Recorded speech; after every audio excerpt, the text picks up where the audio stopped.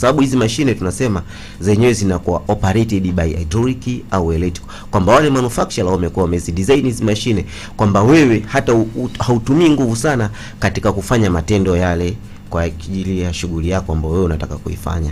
Kwa hiyo haihitaji wewe uwe na nguvu kwamba useme ndio uweze kufanya shughuli fulani katika hizi mashine, hapana, kwa sababu tayari system inakuwa designed na manufacturer. Asante. Na katika utekelezaji huu wa miradi mikubwa ya kimkakati, vijana wamehamasika kwa kiasi gani kuja kupata mafunzo? Kwa sababu naamini kwamba ukipata mafunzo basi unakuwa miongoni mwa watu wenye sifa za kuajirika kwenye makampuni makubwa ambayo tunayaona yakitekeleza hiyo miradi mikubwa. Wito wa vijana ni wito mzuri, na most of the time tunawahamasisha watoto wa kike waendelee kujitokeza kwa wingi ili na wao pia waweze kushiriki kwa asilimia moja ama nyingine katika ujenzi huu wa hii miradi. Kwa hiyo tunasema wito ni mzuri kwa vijana wa Kitanzania ambao wanashiriki katika ujenzi huu na kujifunza namna hii ya uendeshaji wa hii mitambo. Kuna ambao wanaendesha mitambo labda pasipokuwa na elimu ya kutosha kuhusiana na hii mitambo, kwamba anaendesha kwa mazoea, anafanya kazi kwa mazoea tu, lakini ule uelewa haswa utaalamu hana. Labda mtu ambaye hajapata mafunzo stadi katika kufanya kazi mitambo mikubwa ambayo ameweza kutueleza, labda nini hasa ambacho labda anaweza kukifanya? Yaani maana yangu ni kwamba nataka nijue utendaji kazi wake utakuwaje. Tukirudi nyuma kwanza kwenye neno mafunzo stadi. Hii ni neno ambalo linakusudia vitu viwili. Kitu cha kwanza linakusudia knowledge. Yani mtu awe na elimu na kile kitu, kwamba hata kama hajakigusa basi hapa pembeni akikaa awe anakizungumzia kwamba hii ni kompyuta inafanya kazi namna 1 2 3 4 5, kwamba awe na knowledge. Lakini pia awe na skills, aweze kutenda sasa kwa mikono yake. Kwa tukikusudia hii mafunzo study tunakusanya vitu hivi viwili, kwamba yeye mwenyewe awe na elimu ya theory au nadharia kwa lugha ya Kiswahili ya ile mashine, lakini pia aweze kuitenda kwa mikono yake kuifanyia kazi ile mashine. Hapo ndo tunakusudia mafunzo study. Sasa huyu mtu ambaye atakuwa maybe amejifunza, labda kaka yake alikuwa anaendesha mashine hii na yeye kamchukua akampa aendeshe, huyu mtu atakuwa hana knowledge na hii mashine, ataweza kuitumia katika matendo. Na ndo hapo tunakuja kukuta kwamba baada ya mradi kukamilika, mashine nyingi zinauzwa, mashine nyingi unakuta zimepakiwa. Kwa nini? Yule aliyekuwa anaendesha ile mashine hana elimu sahihi. Anaweza akawa anajua kuitumia, lakini hana elimu sahihi ni namna gani anaweza akaitunza hii mashine yake. Kwa hii ndio itamlazimu sasa huyu arudi kwetu IHET kwa ajili ya yeye kupata elimu sahihi ni namna gani anaweza akaiendesha na ni namna gani anaweza akaitunza hii mashine yake. Kwa hiyo kumbe kuna kila sababu ya kutazama watu ambao wanafahamu vizuri hizi mashine kabla ya kuwapatia ajira. Naam, kwa sababu pia hii mashine ni hatari. Ni hatari na kusudia kwa sababu ni mashine ambayo ni heavy, lakini pia ni tunasema ni rahisi wewe kujihatarisha uhai wako. Kwa hiyo ili kukiokoa hiki kizazi ambacho kinataka kujihatarisha uhai wako kuitumia mashine ambayo hana knowledge nayo, hana taaluma nayo, ni lazima yeye kwanza arudi asome, ajifunze ni namna gani, kwa sababu hii mashine inakuwa yenyewe kinapotokea taarifa hatari fulani inakuwa inakupa taarifa. Sasa kama huyu hana knowledge na taarifa imeshatokea, kuna muda taarifa zingine zinakutaka wewe mashine uipaki kwa muda mchache ushuke kwenye mashine kwa sababu kuna tatizo limetokea. Kama hana knowledge, maana yake ataendelea kuitumia mashine na alafu itamletea madhara, ima yeye kuumia au mashine kuharibika na kupelekea kwa gharama kubwa zaidi ya utengenezaji wa hii mashine. Sawa. Na tukiangalia hapo pia moja kwa moja, kwa sababu nyinyi mnatoa mafunzo study na sina shaka mmesajiliwa na VETA. Ni mpaka mtu aje Dar es Salaam apate hayo mafunzo, ama meangalia namna ambavyo mnaweza mkasogeza huduma karibu kwa wale ambao wako maeneo hayo jirani wakafaidika pia? Kulionelea hili Watanzania tunahitaji kufikiwa sehemu mbalimbali. IHET kama IHET ikaamua kufungua mabranchi zake sehemu mbalimbali. Target ya IHET ni kufikia nchi nzima, lakini kwa sasa tumefika sehemu 3 ambapo tunatarajia kuipata sehemu ya 4, ambapo kwa sehemu zita tupo hapa Dar es Salaam Kijitonyama, mahali lipo kanisa la KKT Kijitonyama. Tupo Dodoma mbele ya Mzani wa Nara, kilomita 1 kutokea barabarani, lakini pia tupo Mwanza Ilemela karibu na Tunza na Malaika Beach kwa sasa. Lakini pia tunatarajia kwa mwaka huu pia kufikia Mbeya ambapo tayari tushaiweka ofisi yetu pale katika soko Matola, katika zile ofisi za walimu. Kwa hiyo tunatarajia kuwafikia Watanzania sehemu mbalimbali, kwa sababu hii miradi yenyewe inatekelezwa si Dar es Salaam tu, bali inatekelezwa ndani na nje ya Dar es Salaam, Tanzania yote kwa ujumla. Kwa hiyo IHET kama IHET inaamua kuwafikia Watanzania wote mahali popote. Mwanzo walisema kwamba mnatoa pia wito kwa watoto wa kike kuweza kujiunga na masomo haya. Watoto wa kike ni wachache sana, na unadhani kwa nini? Nadhani ni nadharia kwamba inaonekana hizi mashine zimekaa kama za kiumeume, ngumu, ni nzito. Yaani mtu akitizama operator yule mwendeshaji wa mtambo anaonekana kule juu, mtoto wa kike kuna ile fairness. Lakini kweli ni kwamba hii nadharia ni nadharia hasi, ambayo sio nadharia nzuri.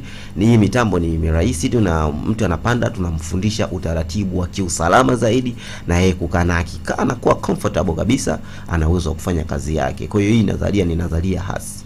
Sasa tukizungumzia kwa mfano katika viwanda mbalimbali, labda ni kiwanda cha kinachotengeneza maji au kinachotengeneza vinywaji baridi, lakini hata vile vinywaji vingine tunaona kuna ile mitambo ambayo inasogeza mizigo, labda kupakia kreti na kupakua zile forklift.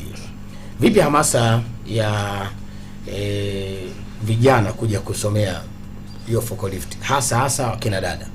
Maana tunaona wengi wanaona kama ndio mtambo rahisi. Nasema kitaalamu ni mtambo rahisi kutizama kwa macho, lakini when you come to the reality ya kuoperate huu mtambo kidogo inakuhitaji uwe na knowledge. Na ni mtambo ambao tunasema uko rahisi sana kupinduka ukiwa na mzigo. Uko very sharp, yani ukileta masiala kidogo unapinduka, unaumia.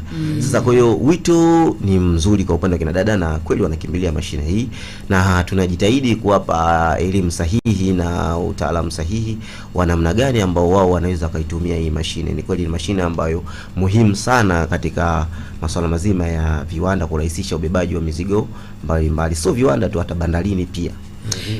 Na mwanafunzi ambaye anaweza kuja kupata mafunzo haya mafunzo study haya ambayo tunazungumza hapa kutoka IHET, anatakiwa awe na sifa zipi? Hapa sasa tunatizama, kwa sababu IHET kama IHET tuna categories ya ufundishaji wa mashine tofauti, lakini tunasema zile sifa kwa ujumla kabisa tunaitizama umri kuanzia miaka 18. Kwa sababu umri huu ndio umewekwa na mamlaka, yani TRA, kwa ajili ya yeye kupatiwa leseni ya uendeshaji wa mtambo pamoja na magari. Lakini pia ukiondoa umri wa miaka 18, kuna baadhi ya mashine tunachukua kwa mwanafunzi au mtu mwenye elimu kuanzia darasa la 7, yani tukikusudia awe na knowledge tu ya yeye kuweza ni namna gani ataandika. Umeona, kwa sababu kwenye mafunzo study hatutizami sana mtu yule anayeweza kuandika mahiri sana wa kuandika. Tunatizama yule mtu ambaye ana uwezo wa kutenda. Sisi tukamadapt yeye knowledge ya namna gani ya kutunza mtambo na namna gani atafanya. Kwa tunachukua elimu kuanzia darasa la 7 kwa baadhi ya mashine, lakini pia kuna baadhi ya mashine tunachukua elimu kuanzia kidato cha 4. Kwa mfano operation ya harbor crane, ambapo IHET kama IHET inashirikiana na nchi mbalimbali na mashirika mbalimbali, ikiwepo nchi ya Finland kuna chuo kinaitwa ECAM, tumeshirikiana nacho katika kutoa taaluma ya uendeshaji wa harbor crane kwa kutumia simulator. Kwa hiyo mafunzo kama haya yatamhitaji kijana au Mtanzania awe na elimu ya kidato cha 4. Tumekusudia elimu ya kidato cha 4 kwa sababu tunaamini mwanafunzi aliyefikia kidato cha 4 kidogo atakuwa na uwezo wa kuongea lugha ya Kiingereza, lugha ya kigeni, kwa sababu hawa wenzetu wa Finland wao lugha wanaoitumia ni lugha ya Kiingereza, ili waweze kucommunicate na waweze ni namna gani atafundishwa kutumia harbor crane. Lakini mafunzo mengine tutahitaji elimu ya darasa la 7 na kuendelea. Lakini mafunzo ya ufundi pia tutawachukua vijana ambao wamemaliza kidato cha 4 na kuendelea. Sawa, umezungumzia hapa kidato cha 4, lakini ukiangalia hali halisi hapa nchini kwetu Tanzania, wako vijana ambao wamehitimu kidato cha 4 lakini pia Kiingereza inakuwa ngumu kidogo. Sasa huyu atapaswa aende kwanza akajifunze Kiingereza lugha ndio aje pale? Na hatukusudii Kiingereza kile ambacho spontaneous kwamba mtu anakaa anazungumza tu. Tunachokusudia ni Kiingereza cha kuelewa, kwamba akiambiwa fanya jambo fulani anaweza kufanya, fanya kitu fulani anaweza kufanya. Kwa sababu pia mafunzo tumeyakategorize katika sehemu 3.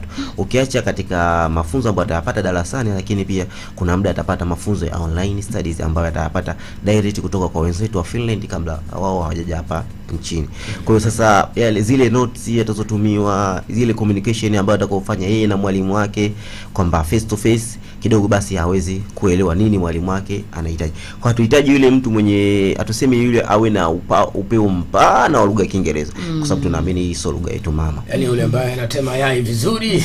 Hapana, tukusudia ajue tu vitu vyani vya kawaida tu yani. Ajue vitu vya kawaida vile vitu tunasema vitu muhimu tu, kwamba yeye mwenyewe kujitambulisha, akiambiwa hiki ni kitu fulani basi hawezi kutambua kwa sababu okay. On off. Yeah, umetueleza kuhusiana mikoa ambayo tayari umeshajipambanua IHET. Umetueleza Dodoma pale, umetueleza Mwanza na wapi tena kwingine? Mwanza na Dar es Salaam. Lakini pia tunatarajia ndani ya mwaka huu pia tusogee na Mbeya. Na kote huko mlipata maombi kwamba jamani mje huku ama nini hasa ambacho nyinyi kiliwafanya mkaamua kuchagua hiyo mikoa ambayo sasa hivi tayari? Tuliangalia kitu kimoja. Dar es Salaam, mtu ambaye yupo Kibaha, mtu ambaye yupo Mkuranga, mtu ambaye yuko Mtwara ni rahisi kufika. Tuliangalia center ambazo kidogo watu wanaweza, wale wanaozunguka lile eneo wana uwezo wa kufika kwa urahisi. Lakini si kama kusema iti priority ya watu kwamba watu wametuita sehemu fulani au sehemu fulani tukufunga, pana. Tuliangalia ule urahisi wa watu kufika lile eneo husika ili kuwasaidia wa Tanzania kuweza kufika ya maeneo kwa urahisi. Sawa, mtazamaji wa Capital Television na msikilizaji wa Capital Radio pia, kama ndo kwanza unajiunga nasi, karibu sana. Tuko na Joachim Kagete, mkufunzi mafunzo stadi kutoka IHET, ndio ambaye tunaye hapa leo, na tunazungumzia umuhimu wa mafunzo stadi katika utekelezaji wa miradi mikubwa ya kimkakati hapa nyumbani Tanzania, na ameweza kutueleza hapa kuhusiana hiyo miradi ya kimkakati. Kama ulikuwa ufahamu, basi tumeweza kukurahisishia. Inawezekana kijana ambaye unatamani kujishughulisha na labda unapita huko barabarani katika miradi mingi ambayo inaendelea, unaona vijana wenzako jinsi ambavyo wanapambana, wanafanya kazi, labda unatamani alafu hujui wapi ambapo unaweza ukaenda kwa ajili ya kuweza pia kusaidiwa kupata mafunzo, ili nawe ukawa ni miongoni mwa wale vijana ambao wanashiriki kamilifu katika utekelezaji wa miradi mikubwa hapa nchini Tanzania. Basi IHET ndio tuko nao hapa, na wamejipambanua vizuri kabisa, na ameweza kutueleza hapa sifa za mtu ambaye anaweza kujiunga na chuo chao kwa ajili pia kupata mafunzo na kuweza pia kupata ajira, maisha yaweze kwenda mbele. Ndio tunaye hapa. Kwa hiyo kama una swali unaweza kuelekeza kupitia nambari yetu ya message, lakini pia baadaye kidogo utapokea simu hapa kwa ajili pia kuweza kukusikiliza unasemaje. Kama una swali basi elekeza kwake, na yeye mwenyewe binafsi ataweza kuyatoa majibu ambayo labda unahitaji kuyapata vizuri kabisa. Naam. Haya, tunaendelea dakika 24 baada ya saa 2 kamili kwa saa za Afrika Mashariki. Narudi kwako Joachim Kagete ambaye ndio mgeni wetu leo, na kikubwa tunaangalia umuhimu wa mafunzo stadi katika utekelezaji wa miradi mikubwa ya kimkakati. Sisi tunapenda kwenda kusoma labda alafu kahakikishiwa ajira, kwamba kuna zile field kwamba utasoma kidogo alafu nitakwenda field. Nataka nifahamu kwa IHET huwa mna utaratibu wa kuwatafutia vijana wenu pahala pa kwenda kujishikiza pale ambapo wanakuwa wamemaliza mafunzo? Mimi nikwambie kitu kimoja. Sio kujihakikishia ajira. Kweli Watanzania wengi tunapenda kujihakikishia ajira, lakini kwenye upande wa heavy equipment kwa Tanzania yetu hii ni Tanzania ambayo inajengwa leo, kesho kutwa, hata miaka 10, kwamba Tanzania bado itakuwa inajengwa. Na Tanzania ikiwa inajengwa hata baada ya miaka 10 zaidi mbele, ni mitambo hii ndio itatumika, na mitambo hii ndio inahitaji maoperator wa kuioperate. Mitambo hii ndio itahitaji mafundi wa kuifanyia maintenance. Kwa hiyo swala la ajira ni kijana yeye mwenyewe kuwa na hofu ni namna gani anaweza kujipambanua kwenye soko la ajira. Kwa hiyo swala la field kwa upande wa mafundi, kwa sababu tunatoa kozi za namna mbili. Kwa upande wa mafundi tunashirikiana na taasisi mbalimbali, ikiwepo Mantrack ambao ni global dealer wa Caterpillar kwa Tanzania. Tunawapeleka kule industrial visit mbalimbali, wanafunzi kwenda kuona technology mbalimbali. Lakini pia kwa mfano wanafunzi wetu wa level 2 sasa hivi wapo Tata, ambapo wao wameenda kujifunza kufanya service mbalimbali, kufanya field pale, huwa tunajitahidi kuombea wanafunzi sehemu mbalimbali field, lakini pia tunajitahidi kuwaonyesha fursa mbalimbali ambazo zinapatikana. Kwa upande wa Tanzania yetu fursa ziko pana sana. Lakini imekuwa tu kashumba wa Tanzania wetu wengi, vijana wengi tunapenda kuzunguka mjini. Yani tupate field maeneo ya mjini tu. Lakini ukweli ni kwamba barabara nyingi zinajengwa huko vijijini na Mheshimiwa Rais. Na hizi barabara zote zinahitaji maoperator, na hizi mashine zinaoperatiwa kwa shift. Mtu ataendesha kwa muda masaa kadha, atampisha mwenzie, ili mradi tu yule anayefanya kazi aweze kuwa na concentration katika ile utendaji kazi wake. Kwa hatuhitaji operator mmoja afanye kazi, kwa sababu atachoka, na akichoka kuna probability kubwa yeye kuharibu ule mradi. Kwa hiyo hizi mashine zipo nyingi mikoani, lakini Watanzania wengi tunapenda kukaa eneo moja na Dar es Salaam tu, kwamba tuzunguke mjini basi tutafute ajira hapa mjini. Tunaamini hapa mjini kuna ajira, lakini fursa zipo nyingi karibu nchi nzima. Sawa, mimi na maswali mawili. La kwanza ni kuhusiana na hizo harbor crane ambazo zinatumika sasa kubebea mizigo mizito, hizo container. Kwa mfano pale bandarini sasa, Mwanamisi ameingiza container lake la billions of money, yani la mabilioni ya ina thamani, yani kuna vitu vya thamani ya fedha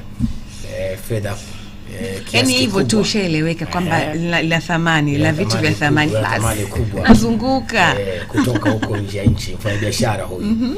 Mimi nikawa ndio operator.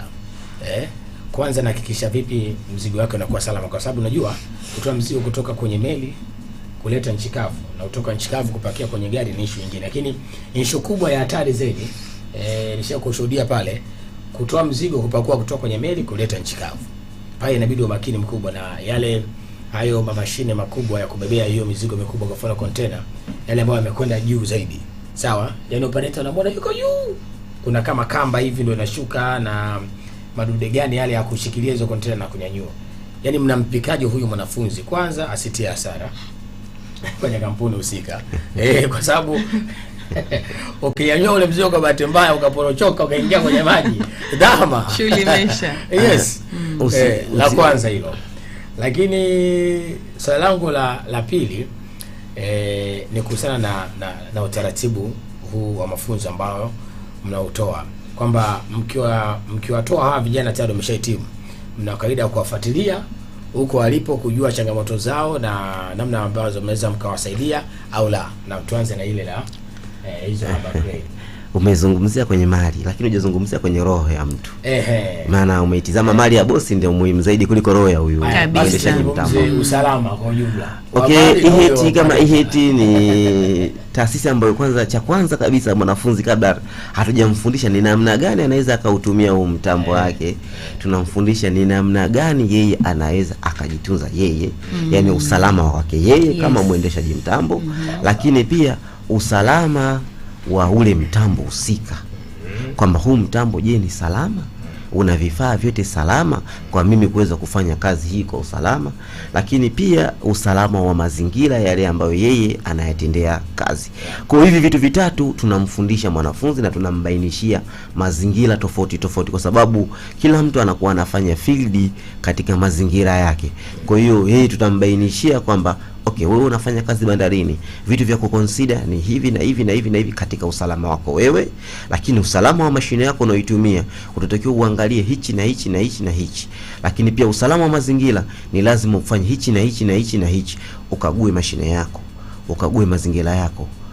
Vitu vyote hivi ujihakikishie kwamba viko angalau hata 90%, yani 90% au 100% kwamba viko salama, ndio uweze kufanya kazi. Otherwise unaona kitu akiko salama hata kimoja, usifanye kazi, ripoti kwa supervisor wako. Yani asijifanya najua, maana inaweza kumgharimu. Sasa hapo ndio tunapata majawabu kwamba lazima upite kusoma ili kuweza kuvifahamu na kuvibaini kwa haraka vitu ambavyo vinaweza vikawa ni hatari kwako. Kwa hiyo wale wote ambao mnatusikiliza ama kutufuatilia, kama unafanya hizi kazi alafu hujapita katika chuo kwa ajili pia kuweza kuambiwa kwamba kufundishwa kwamba kuna 1 2 3 lazima uzingatie, basi ni vizuri ukafanya hivyo, kwa sababu unahatarisha pia hata maisha yako pia wewe kama wewe. Kuna wazee wa nyoka. watu wa kupiga nyoka. Nafikiri tunaelewana vizuri. Atuelewi. Mimi sijaelewa, umeniacha. Operator na madereva basi niweke kwa faida tu. Kwamba kupiga nyoka pia kuna baadhi ya madereva ambao sio waaminifu. Sawa? Tuchukulie kwenye magari tu. Sawa? Mtu umempa gari yako kama ni dereva, umeniajiri mimi mwanamisi, lakini mimi ni kama mzee wa nyoka, nafika sehemu na nyonya mafuta. Yani kwa hiyo mzee, yani wale wazee wa nyoka ni kunyonya mafuta. Kuiba. Kupiga nyoka. Kwa hivyo katika hii mitambo mikubwa tunaamini, na mimi ninavyoiona itakuwa inatumia lita nyingi za mafuta. Sawa? Sasa hawa maoperator hawa pia mnatuni vipi hawa ili wawe waadilifu, wasiwe na tamaa za vitu vya watu? Kwa sababu mimi nishakuwa na rafiki yangu mmoja anakuambia ukiajiriwa kwa mfano kampuni hizi za watu kutoka nje ya nchi, yeye katika swala la akikudaka umepiga nyoka hana ufai, unakuwa umepoteza sifa kabisa. Umeelewa? Na maoperator wengi wanapoteza kazi kwa utaratibu sio waaminifu. Tunasema kwamba unajua darasani au kwenye ajira wanatizama vitu vitatu. Cha kwanza wanatizama knowledge, ambayo mtu awe na elimu na kile kitu ya nadharia, lakini pia wanatizama skills, yani yule mtu anaweza namna gani ya kutenda, lakini pia wanatizama attitude, tabia ya yule mtu. Iheti attitude imekuwa ni wimbo kuanzia asubuhi mpaka jioni, kwamba tunaanzia the way yeye anavovaa mpaka anafanya kazi yake. Huwa tumekuwa tunawaeleza wanafunzi wetu kwanza wajirekebishe wao wenyewe. Kweli Waswahili wanasema tabia ya mtu ngozi, huwezi kuibadilisha. Lakini sisi kama taasisi tuna jukumu la kuwabainishia kwamba tabia hizi na hizi na hizi na hizi si za professional operator yule aliyekaa darasani. Tabia hizi ni za vijiweni. Kwa sababu ile ni mashine ambayo wewe unaitumia, na ile ndio mashine ambayo wewe inakupa ugali, na ile ndio mashine ambayo wewe inakupa ada ya kumlipia mtoto wako au kulipa kodi ya nyumba au kulipa mazingira. Kama utaifanyia hujuma ya namna yoyote, manake ile mashine ikienda kwenye breakdown ya aina yoyote au ile mashine ikistop kufanya kazi, manake kama mwajiri wako alikuajiri kwa kulipa kwa kutokana na ile mashine, jua kabisa wewe hautopata chochote. Utarudi nyumbani.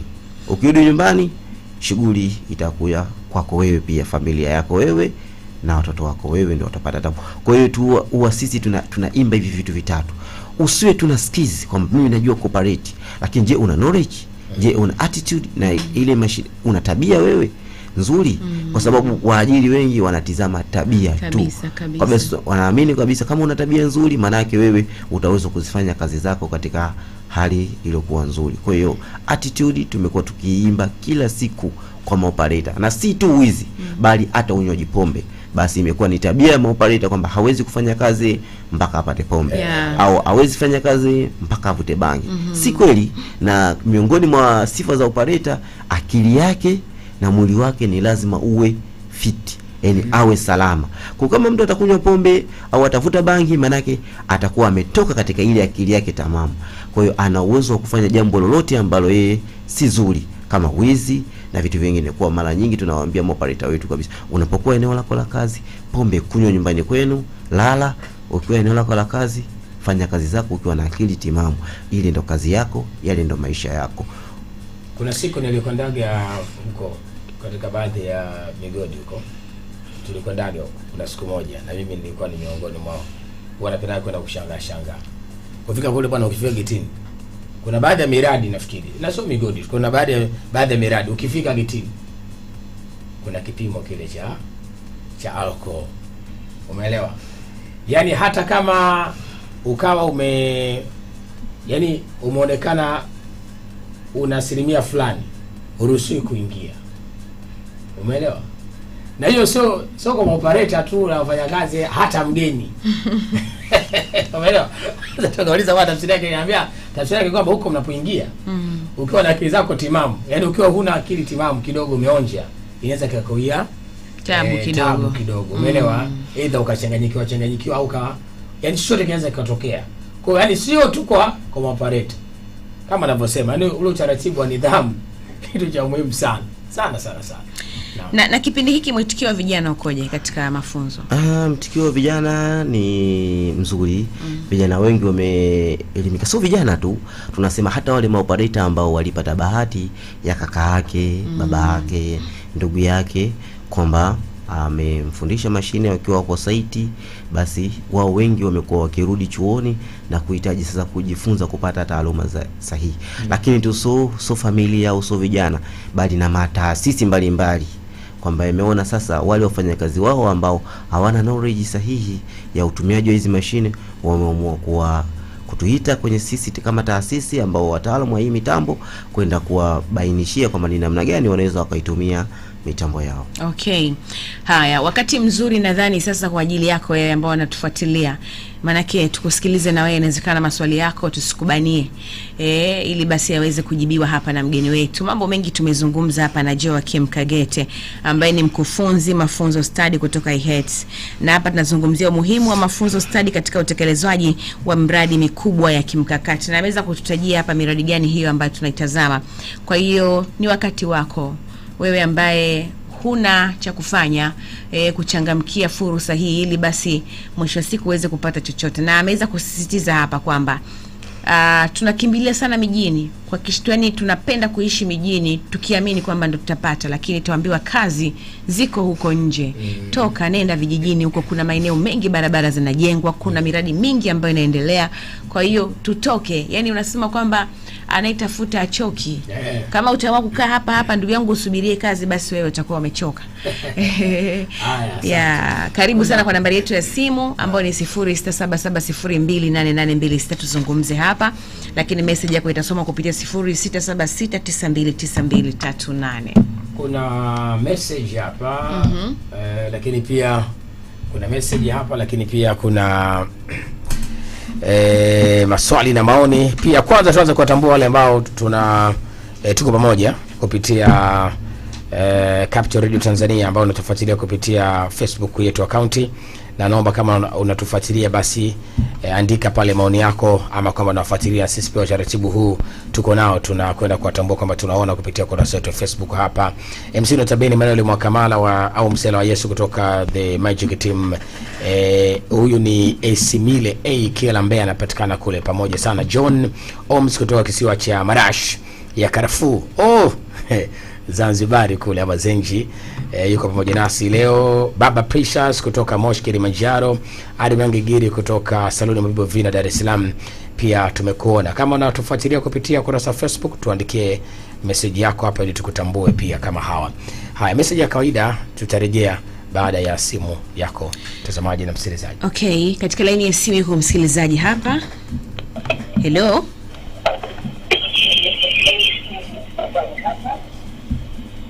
Habari. Salama kabisa, habari ya kwako? Nzuri, habari ya asubuhi. Nzuri sana, karibu. Napenda bwana hii mitambo ya barabarani, mitambo ya viwandani yanayozungumzia. Ni kwa nini wamejikita sana huko njia panda ya Ulaya, yani nasema Dar es Salaam. Huku mikoani haya mafunzo ni sehemu chache sana, sehemu kubwa vijana wetu wanaokuacha sisi wengine ambao umri umeenda. Tunajua hizo mashine sasa tunaweza tulijifunza bila vyeti. Sasa kuna vijana wanaohitaji haya mafunzo, lakini sasa sehemu kubwa mpaka mtu aende Dar es Salaam akajifunze. Kwa nini hizo huduma zao hazisambazi huku mikoani? Kwa sababu hii mitambo kwa siku za nyuma watu walikuwa hawaelewi kama ni kazi nzuri kuliko kazi, yani kazi ambayo ni nzuri kuliko kazi zingine. Sasa kwa nini hawafanyi mipango ya kusambaza huduma zao mikoani? Hicho kitu ambacho nawauliza asubuhi. Asante, umesika vizuri, nitakupatia majibu. Okay, Hassan Mlacha hapa naongea kutoka Moshi. Okay, asante. Hassan Mlacha kutoka Moshi. Kaloleni kule ndiko ambako anaishi. Moja kati ya wasikilizaji wetu wakubwa sana kupitia Capital Radio, na ni mchangiaji mzuri sana hasa katika kipengele hiki cha mada. Ameweza kuuliza swali lake hapo. Nadhani tu yakusanya alafu itajibiwa kwa muda kwa wakati mmoja. Haya, Prince Kibepeo Sanawari Arusha pamoja sana. Asante. Vijana yafaa kujifunza kuhusu hizi mashine ili kupata ajira. Naitwa Frank Shaya wa Sakina Arusha. Dastan Christopher Balozi Zazoa Mshikichini, habari kaka Miambo na mtani wangu Mwanamisi Kajembe. ama mwana, na nataka nimuulize huyo mgeni wetu hapo mjengoni, katika ajira nyingi waajiri wanahitaji mafundi waliofanya mitihani ya VETA. Je, nyinyi mitihani yenu inapitia wapi? Pia napenda kujua, je, unasoma miaka mingapi ili kupata grade ngapi? Hadi 1? Sawa. Swali hilo. Benjamin William wa Arusha Sanawari, nauliza iko chuo cha mitambo kinamilikiwa na serikali au cha binafsi? Haya, kujifunza jinsi ya kutumia hizo mashine ni njia mojawapo ya kujipatia ajira. Leticia Antipas wa Kisangara Mwanga. Haya, tunawapataje ili tujifunze? Anaitwa Kido toka Iringa. Kido atakwenda kutoa majibu akifafanuzi mwishoni pale namna ambavyo nyinyi mnaweza mkawapata. Katika laini ya simu yuko msikilizaji hapa. Hello, habari za asubuhi Capital Radio. Ni nzuri, karibu. Sawa. Huyo mtaalamu bwana, mimi nimemsikiliza na inaonekana kabisa vijana wetu sasa hivi inatakiwa tuwapeleke kwa ajili ya fursa ile iliyopo sasa hivi, na tunashukuru hao yetu kuanzisha vitu kama hivi. Kwa kweli wanatupa kidogo changamoto za kuongeza kitu cha kudani kufikiria nini cha wetu cha kuwafanyia. Lakini sasa unajua, inapoingia kwenye kazi kama hizo, hata wanapoingia kwenye ajira pia ilikuwa tunaona kwamba ni lazima waheshimike, kwa sababu hivi vitu ni nyingi sana, alafu ni vya msingi na vya muhimu. Inapoingia kuheshimika ni kwamba kwa sababu ya haya majukumu ya mimi inapoingia kwenye masuala ya kuingia kwenye mikataba na kupata ajira. Sasa je, hili nalo sijui wanalifanyaje, au kwa nini wasikae nalo wakalisimamia wanavyotoa wale wanafunzi wao kama vile ambavyo wanawapa vyeti ili viwe na heshima zaidi kulingana na chuo kinachotoa ufundi huo au utaalamu huo. Ndio hayo tu. Baba Ubaya kutoka kwa Mugusasi na Chela.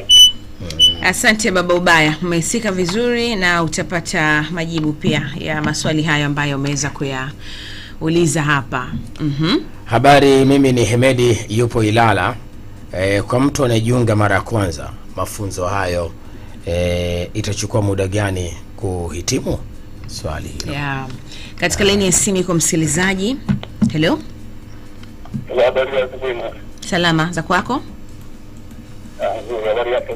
Safi, karibu. Asante. Mwandana kijana Mhanga wa Mkopo. Karibu sana. Asante. Nimesikiliza mada vizuri dada Mwana. Nimeifuatilia kwa kina sana. Naona ni mafunzo mazuri zaidi. Lakini mimi napenda kumuuliza wewe mgeni wetu aliyokuja hapo kwa sasa umefungua matawi mangapi? Kwa mfano sisi huko kwetu Dodoma kuna tawi au hakuna? Tutaenda kujua hayo ili kama tuna vijana tuweze kuwafundisha au tunapatikana tatu. Sawa, basi umesika vizuri, atakupatia majibu. Asante kwa kujua. Nashukuru. Haya, asante sana. Haya, ni msikilizaji wetu huyo naye ambaye ameweza kuuliza swali lake. Dakika ni ya 44 baada ya saa 2 kamili kwa saa za Afrika Mashariki. Nadhani tumpatie nafasi mgeni wetu kwa ajili ya kuweza kujibu hayo maswali ambayo tayari yameshaulizwa hapo. Nashukuru sana. Nikianza na swali la ndugu yetu kutoka Dodoma, aliuliza kwamba tumefungua matawi mangapi. Kwa sasa tuna matawi matatu. Tawi la kwanza lipo Dar es Salaam, tawi la pili lipo Mwanza Ilemela, na tawi la tatu lipo Dodoma mbele ya mizani ya Nara, almost kutokea kilomita 1 kutokea barabara kuu. Kwa hiyo hayo ndio matawi ambayo tunayo sasa, na tunaendelea kuwafikia watu mbalimbali kutoka mikoani. Nikirudi kwa ndugu yetu Emedi wa Ilala, aliyeuliza muda wa kuhitimu. Mafunzo haya yanatofautiana muda na muda. Inategemea anahitaji kusoma mafunzo ya muda mfupi au anahitaji kusoma mafunzo ya muda mrefu. Ikiwa anahitaji kusoma mafunzo ya muda mfupi, maana yake itaanzia mwezi mmoja, miezi miwili mpaka miezi 6. Akihitaji kusoma mafunzo ya muda mrefu itakuwa ni miaka 2. Kwa hiyo huyo wa muda mrefu miaka 2 ni kwamba kwa mfano, maana sasa hivi unajua unaweza kaenda sehemu, bwana mimi nimesoma nataka ajira, cheti changu hichi hapa. Kwa hiyo miaka 2 anaweza akapewa kipaumbele kuliko huyo wa miezi 6. Tukisema mafunzo ya muda mrefu ni mafunzo ambayo wanafunzi wanasoma ufundi mitambo. Lakini pia hawa wanaosomea ufundi mitambo tumewapa priority ya kusoma na uoperator ndani ya miaka 2. Kwa mwanafunzi anayesomea ufundi mitambo ana uwezo kupata bahati ya kusoma mashine karibu 6 ndani ya miaka miwili. Kwa hiyo anapohitimu direct anakuwa operator, at the same time anakuwa ni fundi ambaye ni competent, ambapo anapata level 2 ya VETA. Sisi tumesajiliwa na VETA. Kwa hiyo wanafunzi wanapofika mwaka wa pili, wanapofanya mitihani, huwa wanafanya mitihani ya taifa, kwa sababu vyuo vyote vya ufundi stadi viko chini ya VETA. Kwa hiyo hawa ndo wanasambaza mitihani na wanasimamia mitihani, na wao ndo wanatoa certificate ya mwisho, kwamba VETA ndo wanatoa certificate kumcertify huyu mwanafunzi amehitimu ufundi mitambo kutoka chuo fulani. Okay. Na tukija kwenye swala la ndugu yetu aliuliza, hii ni sekta binafsi. So hatupo serikalini, ni sekta binafsi. Kuna ndugu yangu anaitwa Babu Baya aliweza kuwasimamia wanafunzi juu ya mikataba na vitu vingine. Cha kwanza, sisi tunaposoma usalama, tunasoma usalama mahali pa kazi na afya ya mtu. Miongoni mwa vitu ambavyo tunajifunza katika hivi vitu, tunasoma misingi au mihimili ya usalama mahali pa kazi. Na miongoni mwa mihimili hiyo ni haki na wajibu. Yaani haki za operator ni zipi na wajibu wake wa operator ni upi. Miongoni mwa haki yake ni yeye kupatiwa mkataba wa kazi. Kwa hiyo kwa yule mkataba wa kazi ni makubaliano ya mwajiri na mwajiriwa. Kwa yule mtu ambaye ataona taasisi au IHET kama IHET ikiwa ni taasisi yake ambayo imempa mafunzo, itahitaji yeye iingilie mkataba wake, kutizama zile haki au zile stahiki anazopewa ni sahihi, mlango upo wazi. Lakini hatuwezi kusema tunaingilia direct mkataba wa mtu, kwa sababu mkataba mwingine mtu anaingia, yeye ni kampuni ya familia, IHET kama IHET hatuwezi kuingilia kampuni kama ile. Lakini pia mtu mwingine yeye ndo amekubali kufanya kazi kwa namna hile. Kwa yule mtu ambaye anahisi amesoma IHET na ana cheti cha IHET, ni mlango kwa wazi kwamba amepata mkataba na hajauelewa, anaweza kauleta, sisi tukamuelezea kwamba huu mkataba huu utakutaka wewe 1 2 3 4 5, mwajiri wako anataka hivi na wewe unatakiwa ufanye hivi. Huo mlango upo wazi kwa mwanafunzi, lakini direct hatuwezi kuingilia mkataba wa mtu, kwa sababu mkataba wa mtu ni yeye, makubaliano yake na mwajiri wake. Yeah. Nadhani yameisha. Yameisha. Na kuna yule ambaye alisema Dodoma. Nimemwambia sisi tuna matawi 3 mpaka sasa hivi. Na miongoni mwa matawi yetu ni tawi la Dodoma ambalo tunatarajia litaanza tarehe 22 mwezi huu wa Februari. Kesho kutwa tu. Kesho kutwa. Kwa hiyo kwa wale watu ambao wako Dodoma, jirani na Dodoma, maeneo kama ya Singida na maeneo mengine ambao wanaizunguka Dodoma, wanakaribishwa. Tupo mbele ya mzani wa Nara, kilomita 1 kutokea barabara kuu. Okay, katika laini ya simu kwa msikilizaji hapa. Hello. Hello. Habari za asubuhi. Salama mwananchi, jembe na mihambo hapo, mnamkaje? Hatujambo kabisa, karibu. Asante, unaongea na Juma Matias hapa. Ndio, karibu sana. Asante. Mimi maswali yangu ni mawili kutokana na muda. Swali langu la kwanza nitakuuliza, nimevutiwa sana na hiyo course ya grade, maana ni kazi ambayo nilikuwa najitaka toka nikiwa mtoto sana tu, nilikuwa nakosa muda kwenda kujifunza, lakini mpengo hiyo ninao. Sasa ningependa kidogo nieleweshe hapa ni course inachukua muda gani, lakini pia gharama zake zinakuwa kwaje, lakini pia kwa mtu ambaye anataka hapa na shughuli zingine wewe zifanye ambazo zinamuingizia kipato, anaweza kubarasi vipi muda wake ili kuweza kujisomea, au kuna mnaanza kumpangia muda fulani, au anaweza akasema mwenyewe na muda gani kujiweza kujisomea. Hiyo la kwanza. La pili, vijana leo kama ukilinda nao wanakwambia tunasoma, lakini shida ni kubwa. Tunaambiwa ukienda kuomba kazi sehemu unaambiwa una uzoefu wa miaka mingapi. Sasa swala la uzoefu limekuwa ni mara nyingi ikitumia sana baadhi ya makampuni. Na hizo kazi za kuendesha vyombo kama magari na nini, mtu mwajiri anakuuliza una uzoefu wa miaka mingapi. Kama hauna uzoefu basi unakuwa upati kazi. Sababu wanaonekana hapo wanafanya kazi ndani ya miaka 2 au 3 ndio wanaanza akaajiriwa. Na ukiangalia vijana wenyewe wengi wamekuwa hawana usafi. Wanashindwa kujitolea kufanya kazi kwenye baadhi ya makampuni kama kuchukua uzoefu, kwa sababu leo yani jana akatoka chuo anamaliza chuo kujifunza, lakini baada ya muda fulani labda kama labda mwandishi wa habari kwamba hajapata kazi, lakini ukimwambia ende sehemu akajitolea labda kuresearch habari au kuandika habari au kutangaza, baada ya muda fulani apate uzoefu, yani imekuwa ni wachache sana wanaofanya ndio wengi wao wanapotoka kwenye vile wanataka waajiriwe moja kwa moja. Sasa swali langu linakuja kwamba ninavyofundisha hao vijana baada ya muda fulani ambao wanaohitimu, na hapa kwamba sio lazima umetoka chuo upate kazi moja kwa moja, kuna ile kufanya uzoefu, kujifunza baadhi kwenye makampuni ili kuchukua uzoefu. Na hapa hii elimu kwamba sio lazima upate kazi moja kwa moja, na anatakiwa ujifunze baada ya muda fulani basi unaweza kupata kazi ili upate uzoefu. Kwa kwanza ndio nadhani nimeleka vizuri mwanangu bwana. Umeeleka vizuri sana Juma Matias Mzoa Mkeka, tunashukuru sana na subiri majibu yako hapa. Haya, nadhani tutakuwa tunamaliza sasa kwa sababu pia muda wetu umetuishia, na maswali kuuliza hapo, lakini katika masuala mazima ya malipo sijui nini, nadhani utaacha mawasiliano yako ili basi, maana bado simu zinakuja message, wenye maswali waendelee kukuuliza huko na uwapatie majibu. Karibu kwa hayo maswali ambayo yameweza kuulizwa. Tukianza kwenye swala lake, yeye anataka kusomea motor grader. Motor grader inasoma kwa muda wa miezi 2. Na hii mashine kwa haraka ni ina tabia ya gari. Kwa hiyo ni lazima huyu anayekuja kusomea motor grader hawe na uwezo wa kufanya driving kwanza. Hawe na uwezo wa kuendesha gari kwa lugha rahisi. Tuseme hivyo, kwa atasoma kwa muda wa miezi 2. Lakini pia amesema yeye labda ana kibarua au ana ajira ambayo sema ameajiriwa. Sisi huwa tunawapa priority watu kama namna hii, kwamba atakuwa na darasa lake special yeye na mwalimu wake.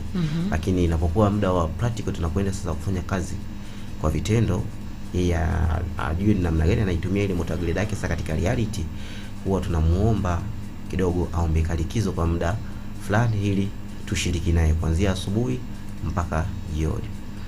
Tukija kwenye swala zima la ajira, alilosema kwamba ajira nyingi imekuwa ni changamoto kifika unaambiwa una uwezo.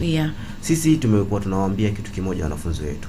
Mafunzo haya kwa mfano alipojikita Bwana Juma kwenye mafunzo ya muda mfupi. Mafunzo haya darasani tunakaa muda wa masaa 3 mpaka masaa 2.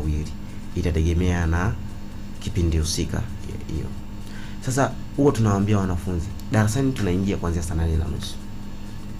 Kuanzia saa 2, saa 1, saa 3 mpaka saa 7 unafanya nini nyumbani?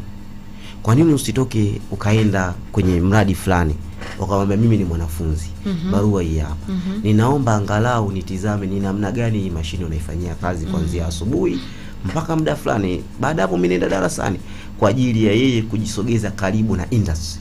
Tumekuwa tunawaambia wanafunzi wetu, tunawaambia kwamba kwa miezi 2 upo hapa chuoni kwetu, kama utakuwa kila siku asubuhi unaenda kwenye kampuni fulani asubuhi, wewe wanakuona, wanakufahamu, ipo siku watakwambia mdogo wangu njoo panda uone hapa ndani ikoje. Wataanza kukuelekeza kitaratibu. Cha kwanza hicho. Cha pili, utakuwa wewe tayari ushajisogeza karibu na ile taasisi. Kwa ni rahisi zaidi ukimaliza ukiwaambia mimi nakuja kuomba field hapa, nimeshamaliza mafunzo yangu, nishakuwa competent kiasi fulani kwa kuitumia mashine, itakuwa ni rahisi wao kukupatia. Lakini imekuwa tuseme ni tabia ya wanafunzi wengi kwamba tunataka tujisogeze karibu na industry baada ya sisi kumaliza mafunzo yetu. Na ukweli ni kwamba ni ngumu, kwa sababu miradi mingi ni miradi ambayo inakuwa ni time limited, kwamba ni miradi ambayo muda unakuwa umeshadhibitiwa kwamba utabuild barabara hii au utabuild barabara hii kwa muda wa miezi 2, kwa muda wa miezi 3. Na Mheshimiwa Rais akikwambia miezi 2, miezi 3, exactly hiyo ni miezi 3 kweli.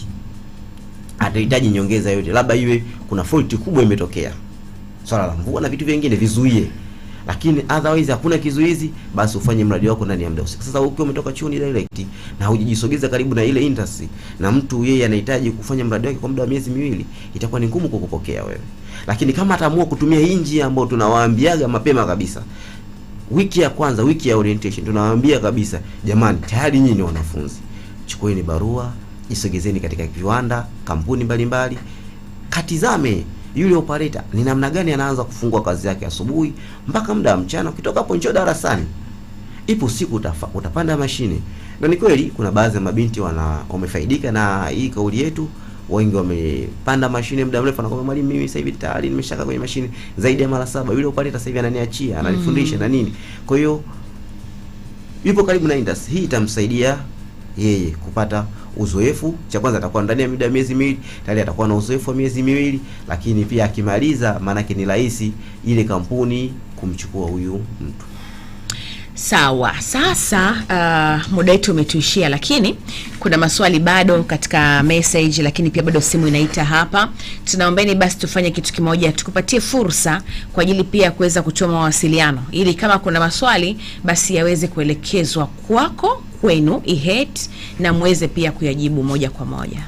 Okay, kwa mawasiliano anaweza kutupata kwa namba ya 0754 300 200 kwa upande wa Dar es Salaam, lakini namba ni 0754 300 200, na kwa upande wa Mwanza anaweza kutupata kwa namba ya 0747 175 175, na kwa upande wa Dodoma anaweza kutupata kwa namba ya 0719 348 778. Okay. Sawa, tunashukuru sana kwa uwepo wako hapa kwetu leo. Umeweza kutupatia jambo. Tunaamini pia tumewalisha vizuri tu wale ambao wametufuatilia kupitia kipengele cha mwisho ama saa ya mwisho kupitia Morning Jam ya Capital Radio. Kwa hiyo tuseme tu kwamba kazi ni kwako msikilizaji kuamua nini cha kufanya katika haya ambayo tumeweza kuelezea leo. Miradi iko mingi ya kimkakati ambayo inaendelea, tunaiona. Kwa hiyo pia changamkia fursa hiyo isikupite, lakini pia ukishiriki katika miradi hiyo, unajua unatengeneza historia. Kija kupata wajukuu hapo baadaye unawaambia, unaona daraja lile mimi nilijenga. Mimi nilishiriki vizuri katika kukamilisha ile daraja ama ile barabara na vitu kama hivyo. Basi hatuna la ziada kwa siku ya leo. Tunakushukuru sana mtazamaji ambaye umetufuatilia mwanzo mwisho, lakini pia msikilizaji wa Capital Radio. Tulikuwa naye Joachim Kagete, mkufunzi mafunzo stadi kutoka IHET. Tulikuwa tunaangalia umuhimu wa mafunzo stadi katika utekelezaji wa mradi mkubwa kimkakati. Hatuna la ziada kwa siku ya leo. Naitwa Mwana Hamisi Kajembe, mwenzangu ni Constantine Mihambo. Au na lolote mwenzangu? Mimi sina lolote zaidi ya kukandamiza kwamba hiyo Dodoma ni 0, mimi nitoka 0719 348 778. Okay, nashukuru sana. Asante. Basi kila laheri Mwana Hamisi Kajembe. Wadau wote wa Morning Jam. Najua unataka na mimi najua nataka kuzungumza.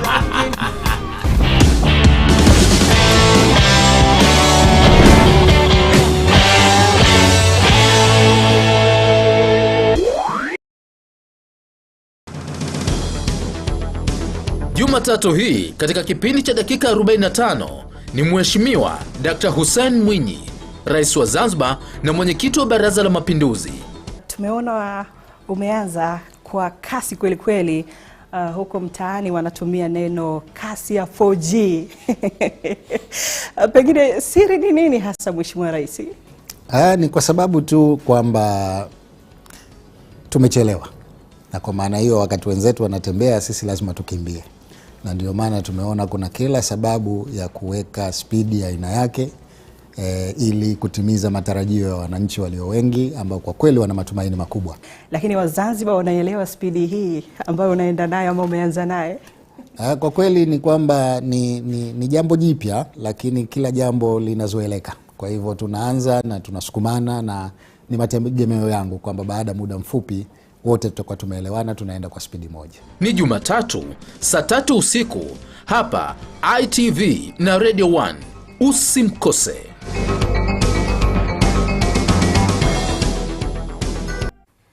When traveling in the real world becomes difficult, devices like these can help.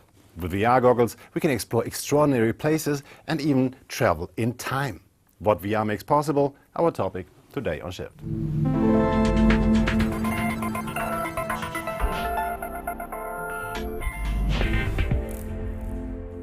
Up until now, VR goggles were rather expensive, bulky, and required an additional console. Newer devices function independently now and are available for about €200.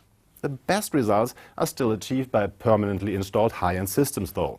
I took a look at different VR installations for tourists in my hometown, Berlin. Berlin, 1964. A huge wall runs through the heart of the city, separating East and West. East German residents are strictly forbidden from crossing the border at the risk of being shot. YouTube Virtual History allows viewers to experience life in the divided city firsthand and to see how young West Berliners helped those in the East escape.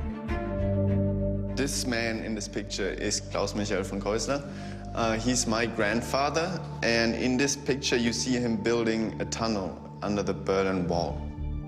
VR goggles bring Anton's family legacy to life. They let him descend into a virtual shaft like the one his grandfather and other escape agents had built from East to West Berlin. 12 meters underground, the 145-meter-long tunnel under the Berlin Wall took 6 months to complete. It's super uncomfortable in here. To VR director Philipp Wenning, this is a perfect example for how virtual reality can bring history to life. Things have progressed in a way that we now are starting to see historical material processed in a whole new way. Suddenly, old scans can be displayed in 4K or even 8K. In VR, we have the opportunity to expand these worlds, making it possible to step into historic scenes we've otherwise only known from pictures or newspaper articles. Gripping tales from the past, reconstructed up close and in full color.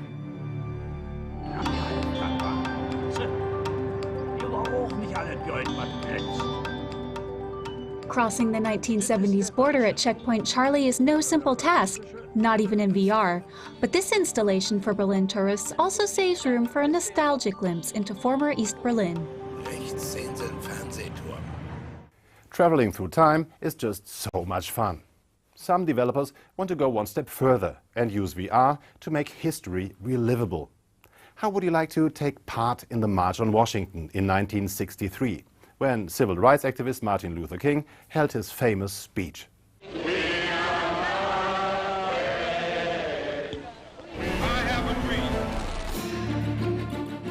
Over 80 actors and various VR specialists helped recreate this historic moment in time. You're literally marching with the people, you're standing there, you're looking at, Dr. King give the speech, you're looking at every gesture, and then you're looking at him sear his eyes through you, so it becomes very personal. Wow, goosebumps. Unfortunately, the home selection for spectacular VR experiences is still quite limited. Many can only be tried out with high-end equipment at special events. On top of that, the hardware setup for home viewing still comes with a lot of annoying glitches. And for many, these systems are still too expensive. Most agree, VR is still just getting started. Sönke Kirchhoff heads a virtual reality studio in Berlin. He says the technology will have its big break soon enough, thanks to some exciting innovations. The goggles have improved significantly in the last 2 years. Last year, we experienced a quantum leap forward when prices became affordable and quality rose to a range that justified the costs. Sönke Kirchhoff and his partner Philipp Wenning produce virtual reality content. Recently, they organized a VR event alongside the Berlinale, the biggest German film festival. To them, there's no such thing as one stereotypical VR user. This medium has many different types of target viewers. There's the classic lean-back audience that we know from television. They watch content and like being told stories, but they're not keen on interacting. It's really just about seeing a good story. Then you've got the classic gamers who want to interact, but who don't necessarily need photorealistic surroundings. They're looking for 3D-generated surroundings, ideally live 3D-generated surroundings that they can manipulate. And then there's the target audience that's not really looking for entertainment. They're mostly from the industrial sector and use VR in their designing processes or to create pre-visualizations. They work in the automotive industry, in architecture, or in medicine. There, for example, they can practice new methods of surgery. For years they've been saying the VR industry has a lot of potential. But here's a reality check. In 2019, users around the world spent 5.7 billion euros on VR hardware and software. Sounds like a lot. In gaming, users spent over 150 billion euros in the same time span. By 2022, the VR industry is expecting its turnover to rise to 15 billion euros. But first, it needs to improve the wares it offers. Still, VR lets you travel to places that were impossible to visit before. For example, a world-famous construction site. Unique images from inside the Notre Dame Cathedral in Paris after it was devastated by a fire in 2019. Loose structures and a high lead concentration in the air make accessing the interior extremely dangerous for humans, which is why a 360-degree camera robot is taking over. The images it captures can be reviewed with VR goggles. We used this robot to get right to the center of the cathedral, right under a gaping hole. We wouldn't have managed to without the robot, but the camera got lucky. When I stood in the ruins, I wasn't able to stand under that hole, but now I can, thanks to VR.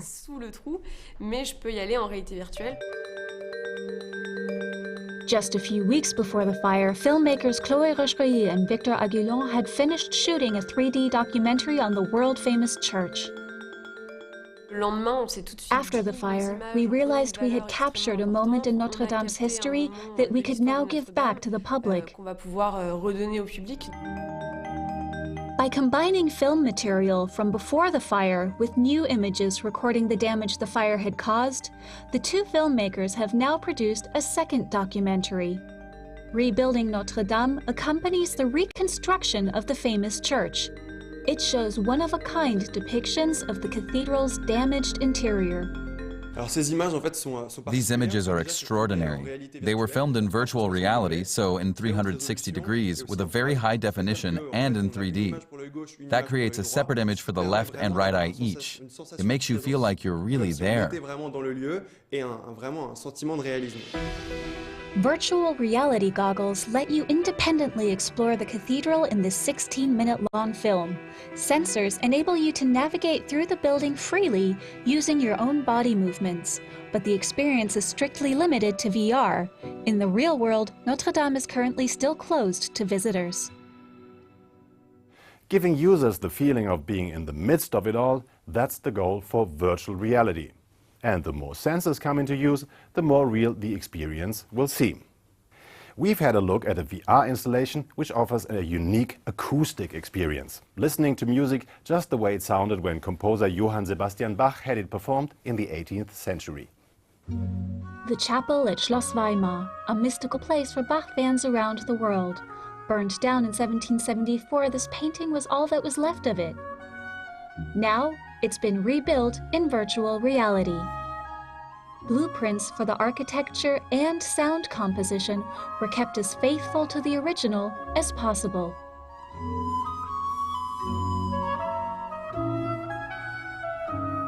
The Himmelsberg Chapel is almost like Atlantis, kind of like a sunken place of longing for Bach fans.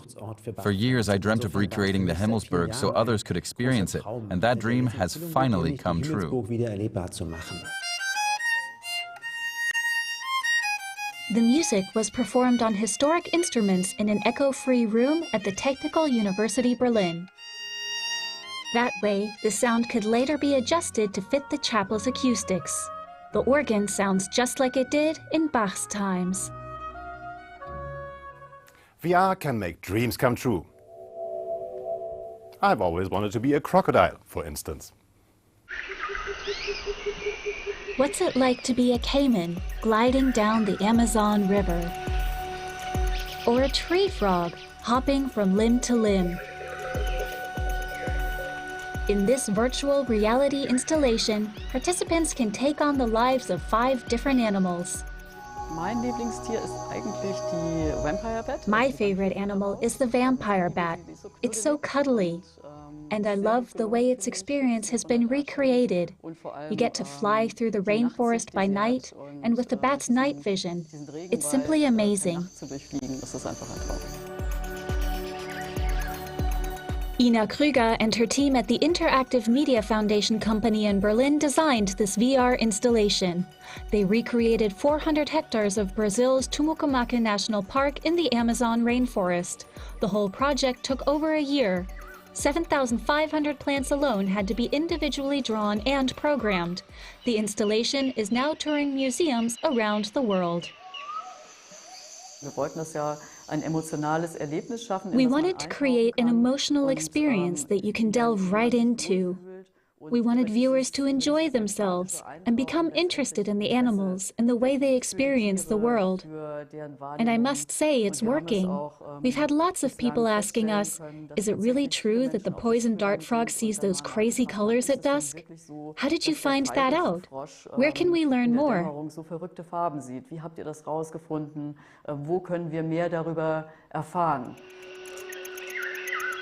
Passing on knowledge with virtual reality works especially well when the experience is as impressive as flying over the rainforest. What is on offer is getting more and more spectacular, even if there's still room for improvement. I think there's work to be done on graphics and resolution. The greatest challenge for the industry will be to make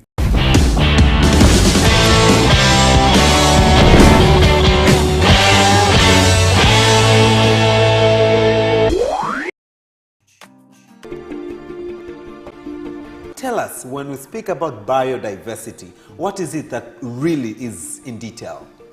Yes, so biodiversity is the relationship between the human beings, the way they interact with the natural resource, but also the way the animals or the mammals, the way they interact with human beings. The human interaction has, in a way, provided a threat to this habitat. We need to understand biodiversity is very important to our country, and make sure that we could play a role wherever you are, especially by understanding the impact of the human activities to the biodiversity. Understand that we depend on biodiversity in order to live.